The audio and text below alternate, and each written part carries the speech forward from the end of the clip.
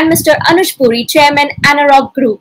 Mr. Jijina, earlier at Piramal Realty, led a portfolio of real estate development projects and oversaw all aspects of their execution. He was also the executive director of Piramal Suntech Realty. He joined the Piramal Group in 2001 as Vice President, Treasury, and was instrumental in securing debt at the lowest cost for the group, setting new benchmarks in the debt market.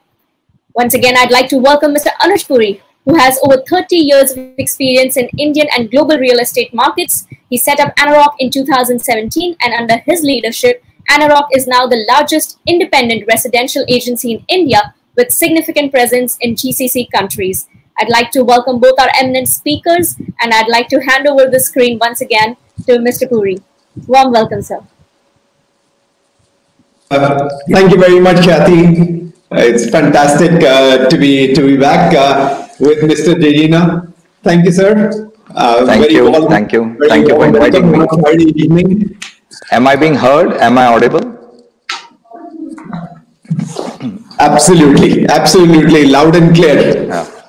Yeah. Looking forward to our session on Friday evening. This is the highlight of the conference. So thank you for coming and accepting the invite. I want to start. But before you start, Anuj, I'm sure all the people are tired. It's probably the last session or the penultimate session. Let's keep it light. And yes. I want to keep it light. I thought otherwise all the people will switch off. It's always light when you are there, but anybody who wants to understand the content, they can get the content as well in your light, humorous way. My first question is an interesting one, and sorry, I'm going to put you up on the spot. A few years ago, you had made a prediction that there is going to be consolidation amongst the real estate fraternity, particularly developers. And we started to see the consolidation happen, and if anything, it has only gained more momentum, and perhaps will continue to gain more momentum.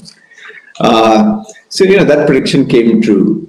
Second, and this is very interesting. At the beginning of the pandemic, I remember we speaking at the end of March. It had just started, and pandemic was picking up, and we were seeing what's happening in US and what's happening in Europe. At that time, India was just starting to go with this, and you said it is going to be pretty bad, but the recovery, the bounce back, is going to be pretty swift. Certainly on the residential space.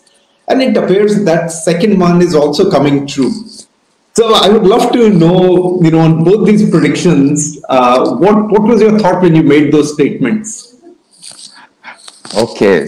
So first of all, good evening, everyone, and thank you for taking out the time to watch us and hear us. Both Anuj Puri himself. I'm sure 90% of the people have come to hear you, Anuj. I have an easy task to ask you difficult questions. So let me start with the first prediction, Anuj, and I'll be very honest that actually I've been very fortunate to be in this real estate industry from a long time now, more than 10 years. Started off with Piramal Realty, of course, also were part of India REIT funds, and then, of course, now in the lending side. And through this journey, I've learned a lot from the industry. I've been closely seeing the changes, the shifts which are happening in the industry. But the major shift, Anuj, according to me, really, I started seeing post the demonetization. And I was vociferous. I used to keep on saying it in every session, as you rightly said, that guys, developers, please change. Otherwise, there is going to be consolidation, a massive concern. And why did I say this? Because I could start seeing the changes in the consumer behavior post demonetization, especially. That no more the discounts are working. Obviously, customers are always welcoming discounts, no doubt about that. But no more the only thing which Anuj was there, that isne discount de diya, isko de do paisa, yes. I think discounts was not the only driver post demonetization. People started thinking that this is my hard earned, and many people, as you will appreciate, is the life saving to put it in a house. It's a very important asset class in India. So to put their hard-earned life saving into development at an early stage, they wanted to be 100% sure that this is the developer I can trust my money with. And I could see that change happening. And that is why I you would have also been there with me on various panels where I kept on saying that developers have to now look at this industry as an FMCG industry. What did I mean that time also was that the buyers, the customers, the preferences are changing very fast. You need to be delivering the product, and not the least, you need to manage your balance sheet well. So that is the thing I saw, and that's why I kept on saying that consolidation. And today you rightly saying consolidation has happened. And though, of course, I must admit that thanks to the pandemic, it's happening faster than what I had assumed, but it has happened. And I continue to say that the institutional, the developers who have institutionalized themselves and the strong developers will continue to be stronger and stronger going forward. You'll see that, and the other will perish. So that is the answer to your first question, part A. The second one is an interesting one. Yes, it was not in March really. It was post, I think, few days into the lockdown, when I actually said that, and many people felt that probably just pumping up, the situation, making the feel good. But I truly thought that this is the trigger. And I want to repeat that I really thought that COVID is the trigger for finally residential real estate to come out of its woods. As you know, Anuj, in the last 3 years has been extremely challenging for all of us in this industry. And every time something good happens, something else happens, and again the sentiments goes down. This time I really thought, and why did I say this? It's post-COVID lockdown. I want to qualify that. Because post-COVID lockdown, the way the customers, the buyers have started looking at buying a home has changed. So what do I mean? For example, let's take the example of a certain set of people who always believe that I will never own a home in my life. I will always rent it. It's best, 2-3%. It's the best thing to do. All this has gone away. Millennials. Absolutely. सब भाग गए. अभी सब लोग बोलते हैं मुझे I want to buy a home. So interesting, yeah, isn't it? Second is joint families. There are this culture of joint families, but even with pandemic, people want to stay close in a building, but now no more in joint family, because as staying in one place, you understand what I mean. Also, people want amenities, more and more amenities. So older buildings, whether you are in Nepean Sea Road or whatever, you don't want to be in a standalone building. You want to be now with amenities, because then you can enjoy your home. Again, demand for additional space has started coming in. Just post the pandemic, pre the pandemic, everybody is saying ke square feet kam karte jao. Now you need an extra space. It could be for work. It could be that your parents are coming over, your friends can be entertained. So that shift has happened again. Again, in addition to that, people have also realized that for some time to come, and I do believe in that, going out to malls, to retail outlets will be limited. It will happen, but it will be limited. So again, your entertainment center shifts back to your home. See, your home is now becoming the core focus. So even if you want to compromise on your spending, you better compromise on other things than your home. That's the point. And frankly, today people have realized that house is the only asset which gives you that sense of security today in this pandemic. And this is here to stay. Pandemic is here to stay for a very long time. Yeah. In fact, I have an interesting point on this, Anuj. And many people will be able to, be in agreement with me. That home actually is the only asset class which not only appreciates, it actually gives you a lot of joy and enjoyment. Look at a car, it gives you joy, but it appreciates. Equity can go up, but it doesn't give you any tangible benefit. That is why, if I have to summarize, this pandemic has clearly made the customer realize that the home not only gives you physical benefit, it also gives you mental well-being. And that is why, as you have said, I think I really like the way you said it, that, roti, kapda, makan, we used to hear it when, just after independence. Roti, kapda, sab log baat karte hain. Makan, we have twisted it into an investment and whatnot. It's back to the makan, and that's what I think. And I think your data clearly shows that. I was reading your reports, and I don't know whether you agree or not. I think things are looking much better than what it was a few months back. Yeah. And honestly, sir, in March, at the end of March, when you and I spoke on one of these panels, and you had said is that you feel that the bounce back was going to be quick. I was quite reluctant. I didn't realize. I thought it's a big investment. It's a lot of money that is going to be going into buying a home. And at that time, you felt is that given where we are, this is going to bounce back quickly. I was thinking is that it's a very big investment. I'm not so sure that until beginning of next year, it is going to sort of come back. But it is true, those 5 points that you have said. One is that they want bigger space, so they want that extra area. Second is they are in older buildings. They were used to go to Billington Club. That club is now closed, so there are no facilities. So they don't remind me. Don't remind me at least on that. The third is these youngsters, or it was considered as a financial product, saying is that the yield is 2%. Why should I buy? I'm going to rent it at 2%. Today it is converted into a social security. And I think that has really changed, and it's perhaps here to stay. And clearly, from the understanding that we are getting from the numbers as well, is that they are considering this as a social security and not really as an investment. And they want to enjoy it. They're saying, we have the money. We want to enjoy a proper lifestyle. We want our families to be happy. A mutual fund certificate, equity certificate is not going to help in that. And that's where, so something is definitely happened in the mind of the home buyer, that it has really clicked.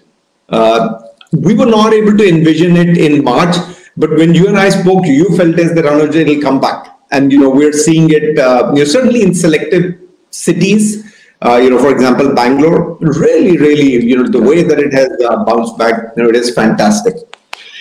My next set of questions is slightly different, sir. Little tricky. This is regarding the tightening of the liquidity. It has been pretty tight, even pre-COVID. And in COVID times, it's become even more difficult to be able to really get in the liquidity. And you've gone through all this era, pre the IL&FS crisis, post that crisis, and then this COVID period. What has been your learnings, given that you are one of the largest players in the category? So I'll actually give you a very interesting answer on that. So while I being a part of the NBFC, you would have heard it, I'll just repeat it for the sake of repetition. Everybody has learned their lessons, whether it's a bank or an NBFC, that the asset liability mismatch cannot be there, whatever it is. It is the most important thumb rule. The other thing could be that you need to have a mix of wholesale and retail. All this everybody knows now. And even in wholesale, you are growing fine, you can be good, but you need to have a granular book. That's obviously the learning for everybody. But very interesting thing which I want to share today with you, Anuj, which will surprise you again, is that again consistently, what have we been saying? That if you want to lend in real estate, there are two most important things. One, you have to underwrite the cash flow, not necessarily the security. And the further more important one is you need to back the right promoter. The promoter is more important than the project. I'm sure everybody who's listening to me would say, okay, this is not the first time I'm saying it. And I think these two have stood in very good stead in these worst times, whether it was the IL&FS crisis or even post-pandemic. So what did we do? Just to expand on that, Anuj, that even when the COVID broke out, we knew moratorium will come. We knew that ultimately, even if moratorium would not come, developers ke paas paisa kidhar? You can't just, what do you do? Right? It's a situation which is so bad. And we started working with each and every promoter of ours. We have more than 150 promoters today with whom we work. And we started talking to them, dekho, in real estate, as I always say, show must go on. You must complete the construction. Nahi to double whammy hai. Mar jayenge sab log mar jayenge, right? So you must complete. Now sales are down. In the beginning, to everything was stopped. Labor had disappeared. So we are ready to give you that extra amount of money. That's what we said. We are ready to do that. However, if you do that, we will obviously need to safeguard ourselves. So how do we do that? It could be by way of multiple things. It could be by way of bringing equity. Nobody's having cash. You sell off your land or you give me extra security, falana, dimkana.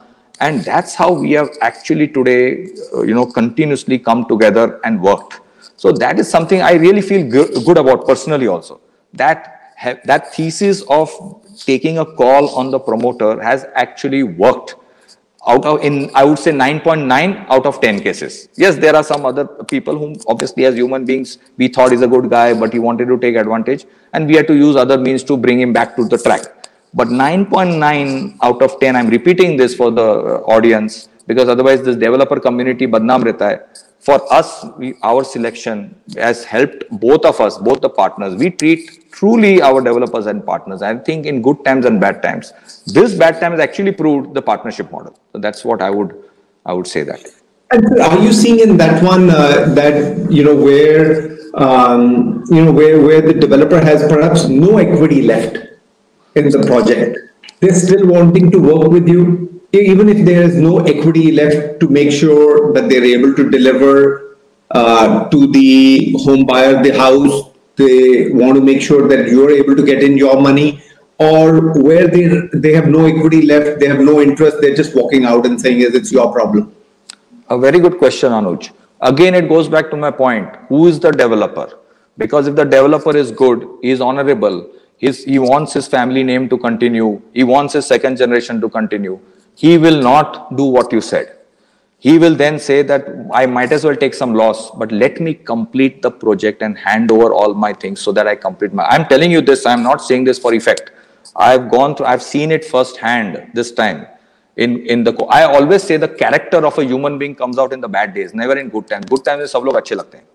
And this has been one of my single most positive, that feeling good that we took that right call on the person. But it is 9.9 out of 10, I said, not everybody.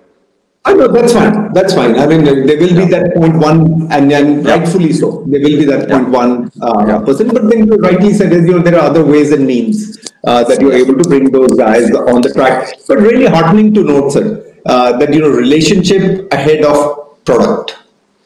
We have said that always, and I think that is what is the way to go, especially in India, I think. I think if you trust the counterparty will not let you down. In fact, this has reinforced our belief further. Yeah. So this is a question that everybody wants to ask. Is Piramal Capital and Housing Finance lending money, or when are they going to start lending money? So I think, let me correct yourself. There is your question is only wrong, if I may say. From the IL&FS crisis today, not a single day we have stopped lending. It's just that we are not lending for future growth or new projects. And anyway, there are hardly new projects, or we are not getting into new relationships. You would agree, you started by saying that IL&FS crisis have actually put the economy backwards. NBFCs didn't get money. Ultimately, we also need to get money to onward lend. Yes. You know that, I think, even our developer friends, CREDAI and everybody represented to the government that you need to, fund the NBFCs. So in that, all these issues also, we are one of the few people who continued lending to our... So let me make that statement. Right from that day to today, we ensure that the money is given for our existing projects. It could be something, it could be not as fast as what was before, but I want to commit and confirm that we will ensure that our projects are completed. In fact, very interestingly, in the last 18 months to 24 months, we also realized that partnerships are very important. So we have got on board like-minded funds and partners who can help us jointly fund our large exposures. Because, at the end of the day, this whole game of granularity has to come in now. So which is also our focus. So while at one end we are making our book granular, we also ensure that our developers do not get shortchanged in any way by not getting the funding. The other interesting thing is that, which you asked me, I think very interesting, which you have started looking at it actually, Anuj, now from October onwards, is the last mile funding. I think government did a great job by getting into this last mile funding, but the amount required is far more than what the government can do, and also the how much time can that one SBI CAPS do? So I think more people need to chip in. And this last mile funding is a very interesting option. Again, it is a good option for the lender. It's for the developer, and I would say for the city, because no city should be left unfinished, because this is again an industry which comes in the eye. Any tourist comes or anybody walks in, they know what is happening in the city. So it's very, very important. So again, this last mile funding is something which we have already started seeing besides. So these are the new deals which we have just started doing or I would say started looking at in October in our 7 cities which we operate in. I believe it's a win-win-win. because for the developer, it helps him complete. For the customer, he gets his home, which is very important, which has got stuck. For the lender, it helps to get back your old money also. Yeah. Right? And all this ultimately, if you look at it, culminates into the vision of the government, which is housing for all. Yes. So this is what we are doing as we speak right now. So very nice that you've clarified is that, with your existing borrowers, you are continuing. And, the way that you are continuing, yes, there is a problem in money coming into the NBFCs, but you have done partnerships, platform deals with pedigreed large investors who are coming along with you. And so, the continuation of funding to your borrowers has happened. And interestingly, you're saying is that since the beginning of this month, we are also starting to get into the last mile funding. What you're absolutely right is, it helps. The biggest thing is, sir, for the home buyer to get his home. Yeah. Second is for the city to get, completed. Third is for the lender to be able to get in the money. And fourth, absolutely correct, is for the developer to be able to commit and deliver on the commitment. So, thanks for clarifying that. So just a couple of more questions. I know we had a very limited time. I just want to understand, where you are. You've got a huge amount of, exposure on the residential, and, you're seeing, what's going on this residential market as of today. I want to know is that going forward, what do you see in real estate? How is the real estate going to perform? Not, sir, only in residential, but I would like you to cover commercial as well. Sure. So let me first touch upon, I was anyway going to cover both because I think your question is very valid. Let me start with residential. I already mentioned my views on residential, that while in the short term stress, I don't think things are coming back, but for things to really come back to normalcy we require a few more months. So it's a medium term is what I see, which will really transform the real estate sector and even grow stronger. And why do I say that? Anuj, this COVID, I would say, I would not call it recession, but I would call it an slowdown, global slowdown, has been the worst since the 1930 depression. I don't know whether you are aware of that, I'm sure. And in spite of that, you see the home sales, and you know better because you have more data points than me world over. The housing stock, the sales are on fire actually. You look at US, 14-year highest sales are happening right now. You look at UK, highest ever sales are happening. Look at China. In fact, the Chinese government has come out with a statement that they are worried about the bubble. So can you believe it? So that's what is happening. And if you look at your own report, as I said, I was reading your own report, you just alluded to it. Things are back. Look at my own portfolio. In August, 95% of my pre-COVID numbers of sales have come back in August of my own portfolio. Wow. Yes. Wow. And again, people had written off luxury. Yes, it will be still slow, but things are coming back. Luxury is also coming back because it comes back to the same point that people will not only look at square feet, they will look at what is it that they can enjoy now in year. Again, here I must compliment the government also. Let's be honest and fair. Whether it is the central government or the state government, right from the pandemic, they have really stepped in a big way. Look at even our state government in MMR. They are actually about to bring down the premiums. Now with the stamp duty, the home loans at 6.7%. So everything is coming together. It goes back to my philosophy or prediction, whatever you call it, that this is the trigger finally for residential to come back. So this is how I look at the residential part. Commercial, I believe that the work from home is here to stay. However, having that, I don't think companies can be run permanently from work from home. I don't think so. This is my view. I don't think it was going to be like this throughout the lifetime. On the contrary, I think the way the office spaces are going to be designed or allocated will be different. For example, 75 square feet per person may go to 125. There'll be probably more larger open areas, less touch points, more conference rooms, etc., etc., etc. That could happen. I think that could be. But one very interesting point is what I want to bring here. Why I believe that work from home cannot be sustainable, because every organization is known by its culture. You'll agree. Even Anurag will be. You'll be driving a particular culture. So most important thing is culture, and no way a company can bring about its culture by having people continuously working from home. So I truly believe that commercial offices will be back, will have, there's no choice. In fact, in Hong Kong, I was talking to one of my funds who are my partners, and they have large investments in Hong Kong offices. They were saying that 98% of the leases are being paid now in August. So it's back. Wow. It's not, yeah, it's back. So I agree with you, sir. Absolutely, I agree with you. Office requirement will stay. So this is just a short-term phenomena. Whoever is written off commercial, I don't agree with them. So that's my answer on. And it's very difficult to continue to work from home. The innovation, the collaboration, the culture, as you rightly said, you cannot bring that up if you continue to work from home. Yes, for a period of time you can. It's like a train. It is going. It was a Shatabdi train. Going at 140 miles an hour, so it will continue for a while. But if you do not come back into the office, so 6 months, 8 months, 9 months, it will continue. But at some stage, you'll have to get back to the team. Absolutely. Absolutely. I agree with you, Anuj. I agree. So we're going to run out of time. I'm going to ask you just last question. Khyati has been messaging me. What is your message going to be to the industry? There are lots of folks from the industry who are listening to this. So what is your message as we conclude this session and the day?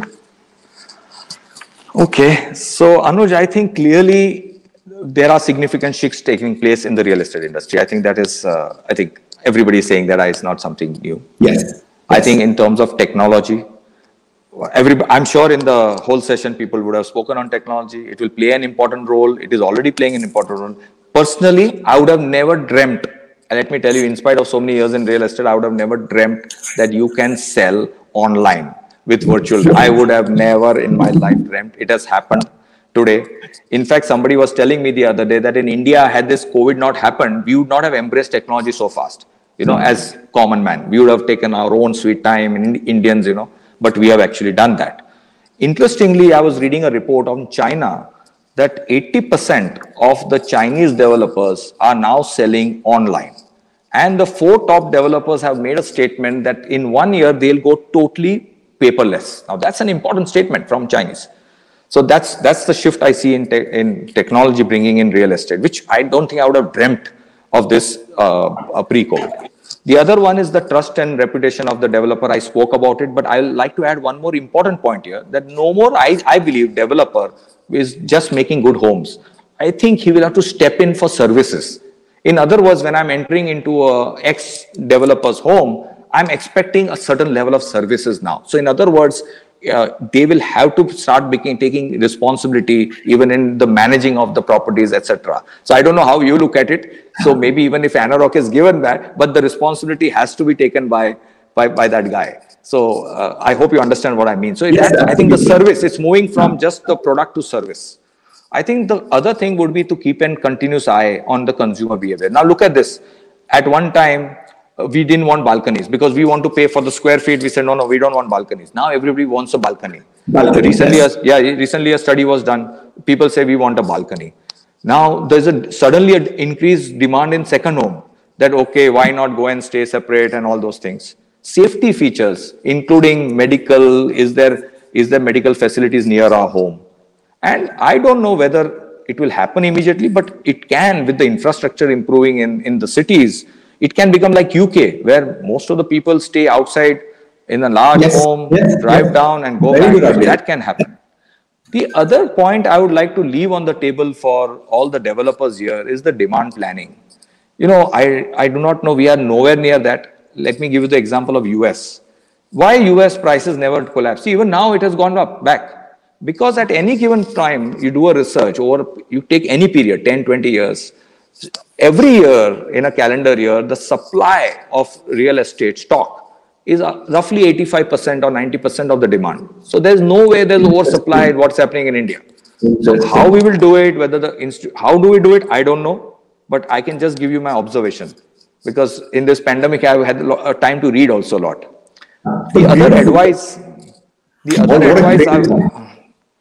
advice I will give developers, which is immediate, that while everybody is talking everything, I would advise deleverage. please deleverage. I would request all developers, please, this is the time to deleverage if you want to again go as a hockey stick up. Last but not the least, I would always end up in a positive note because I'm from the industry. I always feel very positive about this industry. You know, Anuj, I feel very proud. Pre-COVID, we kept on saying that we are supporting 350 industries and we are important. We are a very important industry today.